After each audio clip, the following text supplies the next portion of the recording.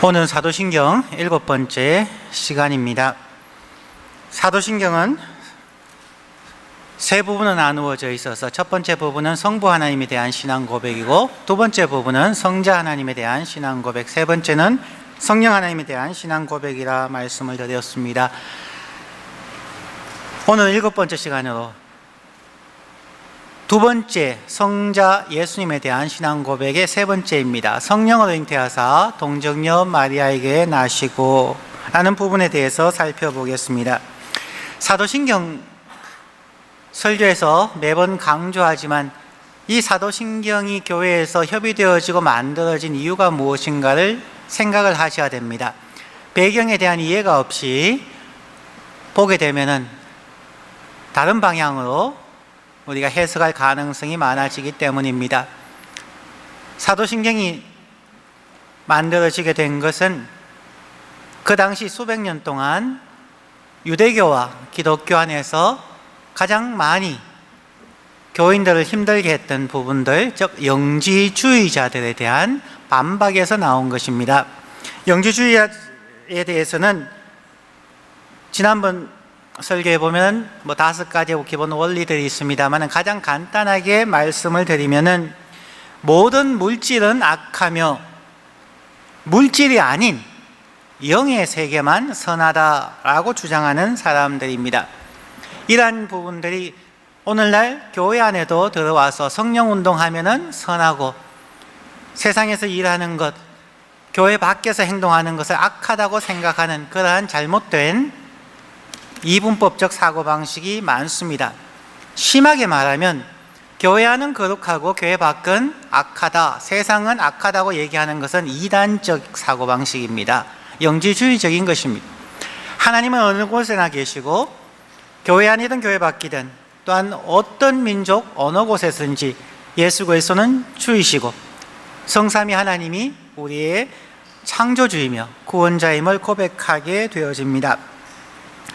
기독교는 그러한 영지주의자들이 어떻게 신이 악한 물질인 사람의 육체를 입고 이 땅에 올 수 있는가에 대하여서 도전하였고, 그러므로 예수 그리스도는 참 신이 아니다라고 주장을 했습니다. 그리고 많은 교인들이 거기에 현혹되어졌던 것이죠. 그래서 초대교회의 지도자들이 사도신경의 신앙 고백을 하게 되었습니다. 오늘 나오는 이 부분, 성령으로 잉태하사 동정녀 마리아에게 나시고에 대해서는 선하신 신인 하나님께서 자기의 형상대로 창조함을 받은 인간이 죄악으로 인하여서 영원한 형벌을 받게 된 그 상황을 어떻게 바라보셨는가에 대한 부분입니다.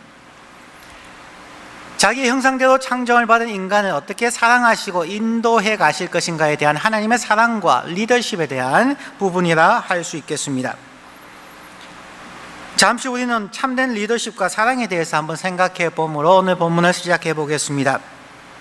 하나님의 사랑과 리더십이며 우리의 사회에서도 꼭 필요한 모습들입니다.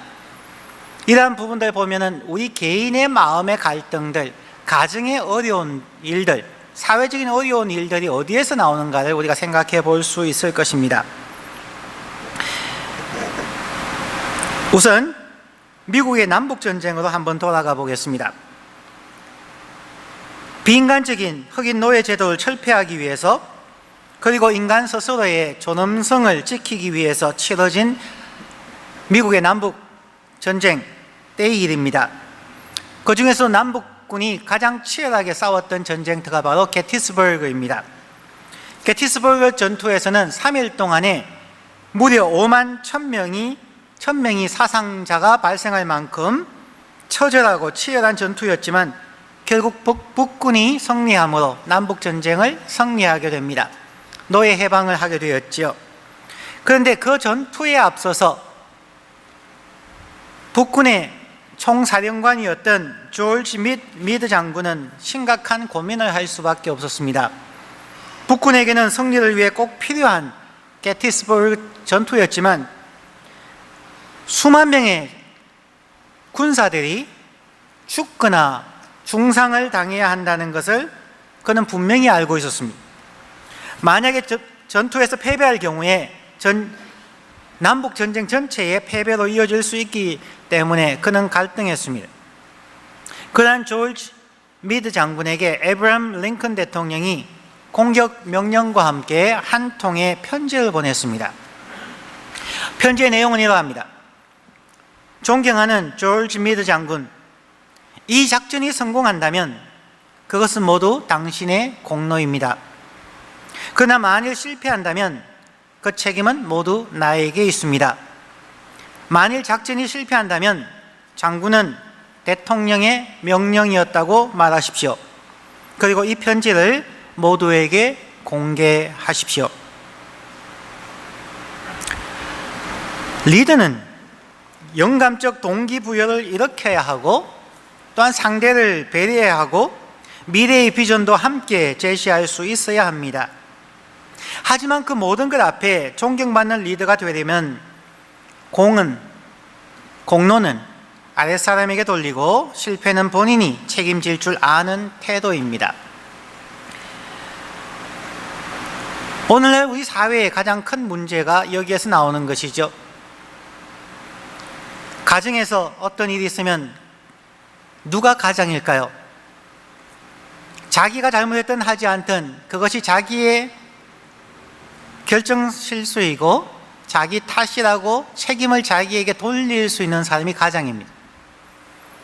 그러나 오늘 사회에서 어려움이 있으면 가정에서도 서로 남 탓을 합니다. 그것이 창세기에 나오는 죄의 모습이죠.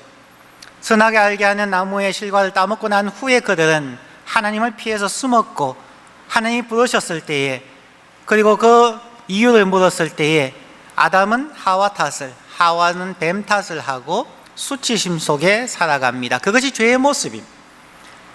그것이 오늘날 가정이 어렵고 힘들어지는 부분입니다. 남편은 자녀를 탓하고 남편은 또 아내를 탓하고 아내는 남편을 탓합니다. 한국에서도 가장 큰 문제가 그러한 부분이었죠. 위정자들이 국민들의 아픔과 또한 죽음 앞에서 책임을 회피했다는 것이 가장 큰 문제가 된 것이죠. 선한 목자이신 사랑의 하나님은 자신의 형상대로 창조함을 받은 사람들, 하나님 말씀에 불순종함으로 죄를 지은 사람들을 여전히 사랑하셨습니다. 죄인 된 사람들을 용서하고 구원하기를 원하셨습니다. 아담과 하와가 죄를 범했는데 그 죄의 책임을 하나님이 스스로 지시겠다는 것입니다. 사람들을 구원하기 위하여 예수님은 영지주의자들이 악하다고 주장하는 물질인, 피조물인 사람의 육체를 입는 일을 마다하지 아니하고 이 땅으로 끝없이 낮아지셨습니다. 예수의 일생을 다 설명할 수 없는 시간이지만 결국 마지막 시간에 인류의 모든 죄의 결과를 자신의 몸에 100% 감당하시고 십자가에서 죽으심으로 아담과 하와의 죄의 결과를, 그 책임을 하나님께서 다 감당하셨다는 것입니다. 행복과 성공은 사랑하는 대상인 사람들에게 돌리고 예수 그리스도 자신은 기꺼이 모든 인간의 죄의 형벌을 담당하시고 이 땅에 오셔서 십자가에 죽으셨다는 것입니다. 그러면서 요한복음 10장 10절에서는 말씀하셨습니다. 내가 온 것은 양으로 생명을 얻게 하고 더 풍성히 얻게 하려 하심이라. 예수 그리스도의 사랑과 예수 그리스도의 리더십은 너무나 분명했습니다. 모든 책임은 내가 지고 모든 생명과 풍성한 삶은 여러분에게 돌리겠다 하는 것이 바로 하나님의 사랑이고 예수 그리스도의 사랑입니다. 오늘날 이러한 사랑을 실천하지 못함으로 인해서 이 사회는 어지럽습니다. 가정도 어지럽습니다. 개인의 마음에서도 우리가 잘못된 것은 조상 탓이고 사회 탓이고 남 탓하면서 우리는 힘들어하고 있습니다. 자, 그러면 오늘 본문으로 돌아가서 성령으로 잉태하사 동정녀 마리아에게서 나시고 라는 고백은 무엇을 뜻합니까? 이 부분에 대해서 하이델베르그 교리 문답은 이렇게 답을 합니다. 언제나 계시는 하나님의 영원하신 아들이 참되고 영원한 하나님의 본질을 그대로 지니신 채 성령의 사역을 통하여 처녀 마리아의 혈육으로부터 진정한 인간의 본질을 취하셔서 죄를 제외하고는 모든 것이 우리와 같은 사람이 되어 다윗의 후손으로 나셨다는 뜻입니다. 하나님께서 인간의 죄를 담당하시고 그 책임을 지시는데 어떻게 할 수가 있는가? 자, 부모님들의 입장에서 자녀와의 관계를 생각을 해봅니다. 자녀가 어렵습니다. 실수합니다. 죄를 범했습니다. 혹은 죄를 범하지 아니한다 할지라도 가정에서 자녀를 키울 때 있어서 우리 부모님들 미운 5살 어이구 라고 끊임없이 한숨을 짓지요. 그들을 어떻게 사랑할 수가 있습니까? 한동안 마돈나가 불렀던 노래가 굉장히 미국인들에게 유행했던 적이 있죠. 설교하지 마십시오. Don't preach me. 부모님들은 끊임없이 자녀들을 훈계하려고 합니다. 가르치려고 합니다. 설교하려고 합니다. 자녀들은 더 이상 그러한 설교 듣는 것을 원하지 않는다는 것입니다. 그들이 원하는 것은 아버지, 어머니가 자녀의 눈높이까지 충분히 낮아지고 혹은 조금 더 낮아져서 얘야 너가 왜 그랬니? 내가 어떻게 하면 좋을까? 그를 이해하는 마음으로 사랑하는 마음으로 대화하는 것이 그것이 사랑이 아닌가요? 그것이 부모의 책임일 뿐만 아니라 리더십이 아닐까요? 자녀를 향한 부모의 사랑과 리더십은 자기를 비우고 낮아지는 것입니다. 그들을 충분히 이해할 수 있는 단계만큼 낮아집니다. 그래서 우리가 잘 아는 것처럼 영어에 이해한다는 단어를 우리는 많이 인용을 하지요. 잘 아시는 단어죠. understand라는 단어입니다. 이해한다, understand는 두 가지로 나누어서 설명을 합니다. under, 아래라는 것이고 stand, 선다는 거죠. 누군가를 이해한다는 것은 그 사람보다 더 낮은 곳에 서야, 그 사람보다 더 비천한 자리에 내려가야, 그 사람보다 더 vulnerable한 상황까지 내려가야 그 사람을 이해할 수 있게 된다는 것입니다. 여러분은 에어컨이 얼마나 감사한지 아십니까? 저희 교회 같이 에어컨이 없는 곳에 있어 봐야 아시죠? 지난주에 교회에 있다가 오후에 집에 갔더니만 아내가 에어컨이 고장났대요. 우리 집 전체 센트럴 에어컨이 고장이 났습니다. 그 다음날 아침 8시에 전화를 했더니만 요즘 워낙 바쁘니까 또 그 다음날 테크니션이 온다고 이야기해서 3일 만에 와서 집에 에어컨을 고쳤습니다. 시간으로 한 48시간 정도를 에어컨 없이 집에서 한번 있어 보았는데 잠자기도 그렇게 힘들 수가 없었어요. 창문을 아무리 다 열어놓고 선풍기를 틀어도 잠을 잘 수가 없어요. 그때 제일 처음에 든 마음이 그래요. 야, 에어컨이 참 감사하구나. 우리는 수많은 것들 take for granted 해서 너무나 당연하게 여기는 것이 너무 많다는 것입니다. 너무 당연하게 여깁니다. 가족이 너무 당연하고 자녀가 당연하고 직장이 당연하고 공부하는 것이 너무 당연하게 생각합니다. 그리스도인들이 하나님의 사랑을 이야기하지만 교회 밖에서 힘들고 어려워하는 사람들보다 더 낮아진 경험이 없다면 그들을 이해한다는 것은 불가능합니다. 우리가 얼마나 더 낮아질 수 있는가에 의해서 우리는 사랑할 수 있고 더 나아가서는 그들을 인도해가는 servant leadership, 종된 지도자의 모습을 살아갈 수가 있게 될 것입니다. 자, 하나님께서 우리 인간을 이해하시기 위해서 우리보다 더 낮아지셔야 하는데 그가 하나님의 신성의 본질은 포기할 수는 안 되고 포기할 수도 없습니다. 그러한 상황 가운데 우리 인간의 모든 생로병사의 일들을 경험할 수 있는 방법이 무엇인가? 그 방법이 바로 성령 하나님께서 동정녀의 탄생을 할 수 있도록 잉태하고 예수 그리스도 그 잉태 때부터 인간의 본질을 가짐으로 잉태에서부터 죽음의 순간까지 인간이 겪을 수 있는 모든 고통과 답답함과 힘듦과 안타까움을 낱낱이 다 경험하셨다는 것입니다. 그것이 성령으로 잉태하사 동정녀 마리아에게 탄생하시고의 내용입니다. 하나님의 사랑이라는 개념, 하나님의 서번트 리더십이라고 하는 그 내용을 가장 잘 보여주는 것이 바로 이 부분이라는 것입니다. 예수님이 하나님이면서도 이 땅의 사람과 똑같은 모습으로 오셔야만 했습니다. 우리 모두의 인생의 전체를 아시고 속죄하기 위하여 예수는 어머니의 뱃속에서 잉태되어지는 순간부터 죽음의 순간까지 우리를 충분히 이해하셨습니다. 그러기에 히브리서 4장 15절 말씀에서 초대교회의 설교문입니다.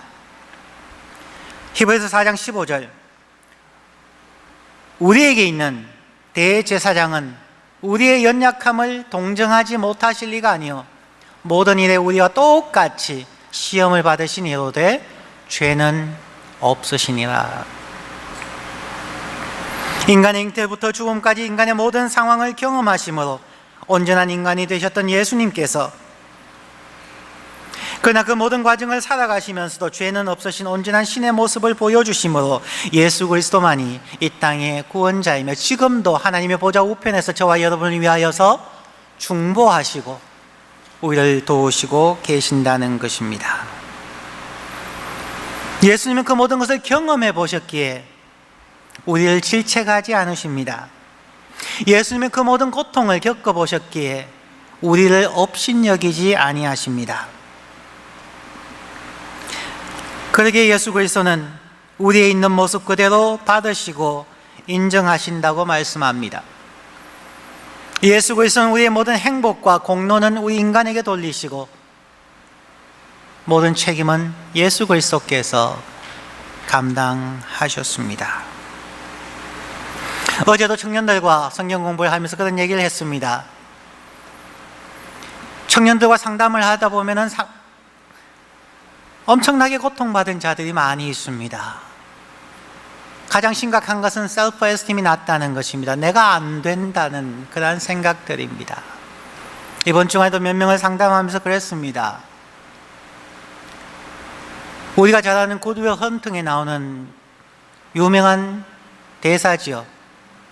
It's not your fault. 그것은 너의 실수가 아니야. 그것은 너의 잘못이 아니야. 이 땅에 문제 자녀는 없습니다. 여러분 자녀가 미운가요? 기독교에 그리고 교육학의 제일 원리이기도 합니다. 문제 자녀는 이 세상에 없습니다. 문제 부모만 있을 뿐입니다.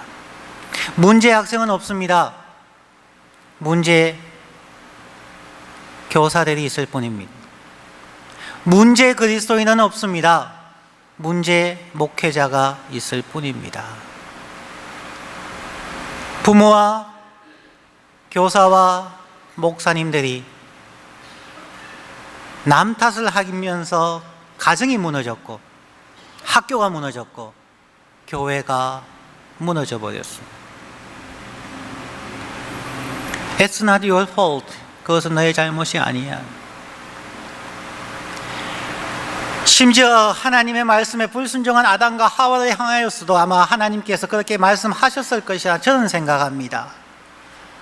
아담과 하와를 바라보시면서 가죽 옷으로 그들의 치부를 덮어주시면서 한 얘기가 아담아, 하와야, It's not your fault. 나는 너를 사랑한다. 나는 너를 위하여 기꺼이 죽을 수 있다. 나는 너를 업신여기지도 아니하고 책망하지도 아니하고 너의 모든 죄의 결과인 십자가를 내가 지고 간다. 너는 나를 신뢰하고 나와 함께 가지 않겠느냐. 그것이 예수의 마음이고 그것이 예수님께서 성령으로 우리에게 속삭이는 말씀이라고 생각을 합니다. 그것이 바로 예수님의 거룩한 잉태와 탄생으로 우리가 얻는 유익입니다. 오늘 본문의 두 번째로 예수님의 거룩한 잉태와 탄생으로 우리가 얻는 유익은 무엇입니까? 거기에 대한 대답이 또한 하이델베르그 교리 문답에 나옵니다. 그리스도께서 우리의 중보자가 되시어 자신의 순결하고 완전한 거룩함으로 내가 잉태될 때부터 가지고 있는 나의 죄를 하나님 앞에서 제하여 주십니다. 사람의 지식으로는 도저히 이해할 수 없는 예수님의 성령의 잉태, 거룩한 잉태, 그 탄생으로 예수님은 우리들의 죄와 연약함을 용서할 수 있게 되셨습니다. 이것이 하나님의 지혜이고 하나님의 사랑의 방법입니다. 인간이 도저히 이해할 수가 없는, 논리적으로 설명할 수 없는 내용입니다. 하지만 하나님만이 하실 수 있는 그 거룩한 잉태와 탄생을 하나님께서 친히 감당하시고 이 땅에 오시고 죽으시고 우리를 구원하셨습니다. 오늘 본문 누가복음 1장 35절 말씀을 다시 읽습니다. 천사가 대답하여 이르되 성령이 너에게 임하시고 지극히 높으신 이의 능력이 너를 덮으시리니 이러므로 나실 바 거룩한 이는 하나님의 아들이라 일컬어지리라.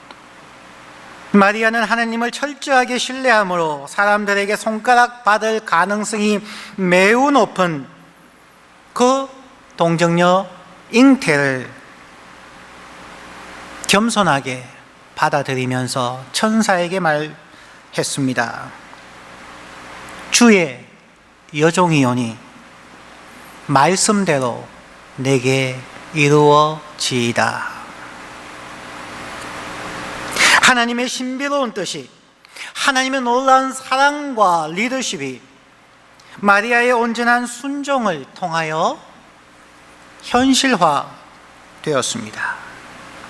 오늘 이 말씀 앞에서 우리가 해야 되는 부분이 바로 마리아와 같은 겸손한 대답과 순종, 더 나아가서 사람들의 손가락질뿐만 아니라 돌에 맞아 죽을 수 있는 위험을 감수하는 마리아의 순종의 자세입니다. 우리도 성령으로 잉태하사 동정녀 마리아에게 나신 예수 그리스도를 나의 주, 나의 하나님, 나의 구원자로 잉태하며 주님으로 믿음으로 고백하고 그 하나님의 사랑과 리더십의 순종함을 통하여서 그 예수 그리스도가 여러분의 마음에서, 우리의 마음에서, 우리의 가정에서, 우리의 사회에서, 우리의 교회에서 생명을 주시고 그 생명을 풍성하게 하는 체험을 비로소 할 수 있게 된다는 것입니다. 우리도 마리아의 온전한 순종처럼 고백해 보지 않으시겠습니까? 주의 여종이오니, 주의 남종이오니 말씀대로 내게 이루어지이다. 이런 마리아의 온전한 순종처럼 우리들도 하나님의 뜻에 순종함으로 하나님이 우리의 주인 되셔서 성삼위 하나님이 우리의 삶, 우리의 말, 우리의 행동을 통하여 하나님의 사랑과 하나님의 리더십을 발휘하는 것을 체험하는 저와 여러분이 되시기를 간절히 축원합니다. 기도합니다.